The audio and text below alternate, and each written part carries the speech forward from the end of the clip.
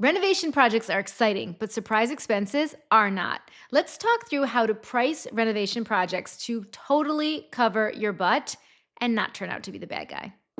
Hi, I'm Sandra Funk, interior design entrepreneur turned business strategist. You can find me helping designers confidently run their businesses and stand in their space.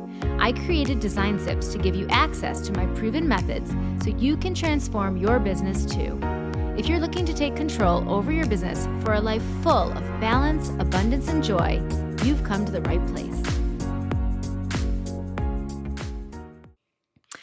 We have a question from a designer. Ready? I do a lot of construction renovation projects and love it. But how in the world do you estimate for the contractor and trades and cover yourself for unknowns and changes that are inevitable in renovation? Hold on. I gotta grab my thinking cap and perhaps a glass of wine so that we can really dig in on this one. Cheers.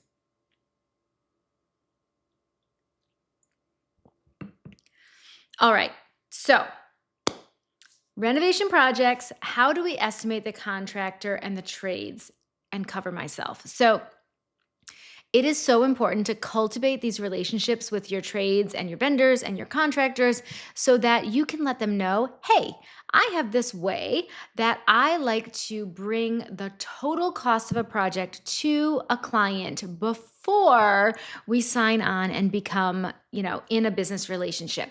Do you think you could help me with that? And you just want to tell it to them straight. And also, you want to work from a paper napkin kind of pricing when it comes to contractors or maybe even vendors and trades.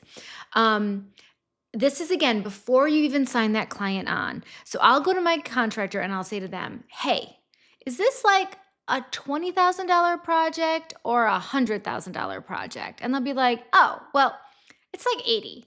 And I'm like, okay, cool.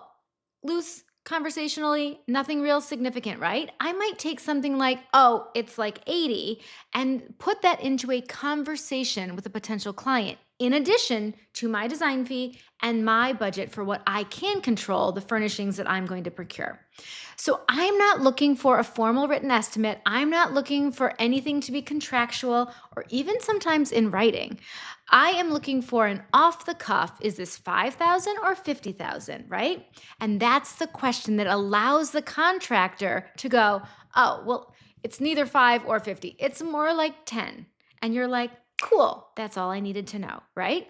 So you're going to go back with that gut check and you're going to say, give or take a lot, right? This is a gut check number, but for a client to be able to say, I can do this project or I can't do this project, $5,000 or $50,000 is really all they need to know, right? They don't need to know that it's 8,500. They need to know, am I selling a piece of property? Am I moving stocks around? Or can I not afford this no matter what juggling I do with my finances? That's the level that your contractor needs to give you a number, okay? So you can tell them, this is never getting written down. I'm not even putting this in an email. This is just conversationally. I'm setting aside $300,000 for my portion of the budget. Are you setting aside $20,000 or $200,000? Okay? That is just how simple we keep it. That's how you get a number out of them. And again, you're going to go and bring this number to your client, but in an off-the-cuff conversational way, you're telling them, I'm not writing that down. You're not writing that down. We're not holding anyone to that number. Capiche? Okay, this is where you want to use the word capiche as much as humanly possible. Yeah, good. And also drink wine. My name's Kimberly Merletti. I am the owner and founder of KMM Consulting. We are a fractional CFO company. CFO stands for Chief Financial Officer. So yes, I specialize in helping small interior design companies with their accounting and finance. If this is an area you struggle in, please contact me at kmmsf.com and click on New Client Consult, and we'll have a discussion and see what we can do to improve your profitability. So, how can I best communicate potential cost changes and project adjustments to the clients? So, another part of this conversation was, how do I account for the changes that are natural that happen in a renovation project? And they are natural, right?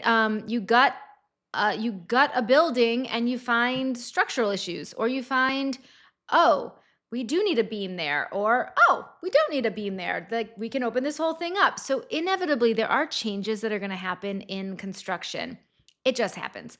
And what you're going to do is you're going to look at it like, I have a great scope creep procedure. You're going to use essentially that. It's additional work or a change of work. And what you're going to do to make sure that it gets all accounted for is you're going to talk about it way back in the beginning, that if there are changes or there is additional scope needing to be added, that there will be a process as follows, okay? And you're going to make sure that you give that additional scope or that change its due. You're going to give it its due new design fee, new agreement. So we just do a little addendum to our existing agreement. We're just refining scope and fees and budget here. We're not needing to go back to all the legalese and everything. So an addendum to the original contract is all you need, but you want to outline the new scope, the new design fees related, and the new budget related to that. I do exactly what I do for my full, project proposal in the very beginning.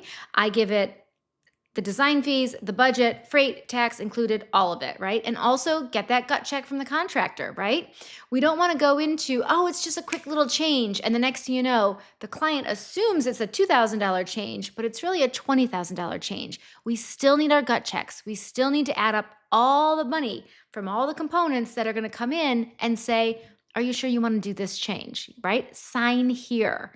We need to make it official and legal and clear. We need to get paid for our additional time it's going to take. We need additional budget set aside, and we need the additional process, okay? You're not just going to squeeze new additional work into the current process. You're going to go back and give it its own process. So if it needs to go back through conceptual design and go back through detailed design and have proposals written and go all the way back to the drawing board, set it up so that it can, right? Prepare for that. And also timeline. So you're going to want to make sure you go back to the existing timeline and say, okay, we've made a change or an addition. Here's how it's going to change the timeline. We end up having a lot of frustration and a lot of dis-ease in our relationships when we don't go back and say, this needs new fees, this needs new budget, this needs new timeline, this needs new process, right? When we do it right and we give that additional work what it deserves, it's such a boondoggle, right? You already have this amazing client. You're already working on their job. You've already got them understanding you. You understand them. You're already working out. They're obviously very happy with you. They're adding to your scope of work, right? This is a great thing if you give it its due. Cheers. Okay, how do you recommend tracking? How do you recommend tracking and managing budget changes throughout a renovation project? Okay, tracking and managing budget changes. So I guess what we just went through is if the scope changes, that you need to go back, set a new budget, timeline, fees, all of it, right? But managing budget changes throughout a renovation project. So again, like what I just said, you're going to give it an addendum to the contract. You're going to put it into writing. You're going to add it in. And then I'm going to use my same terms. It's going to be design fee in full upfront for a change because there's not a signing of the contract and then before conceptual. I'm just going to take the total design fee in full upon approval of that change. And then I'm going to take 100% on any purchasing that needs to happen, freight and tax included. So as far as tracking it, it has a new proposal. It has new and a line item in the accounting, and it gets that money applied very, very, very simply. Keep it simple, stupid is my mantra for all things business whenever possible. And this is so simple. As long as you don't try to squeeze additional work into the current timeline, the current fees, the current budget, the current process, and then you'll make yourself totally insane, nuts, crazy.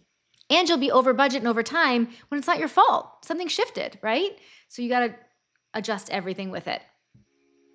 Then you don't look like the bad guy. Cheers to not looking like the bad guy on a construction project. We don't want that. Okay, you guys. So if you're wondering how to price your services with 100% confidence, like you know your shit, then stay tuned because there's another episode coming and you need to be there.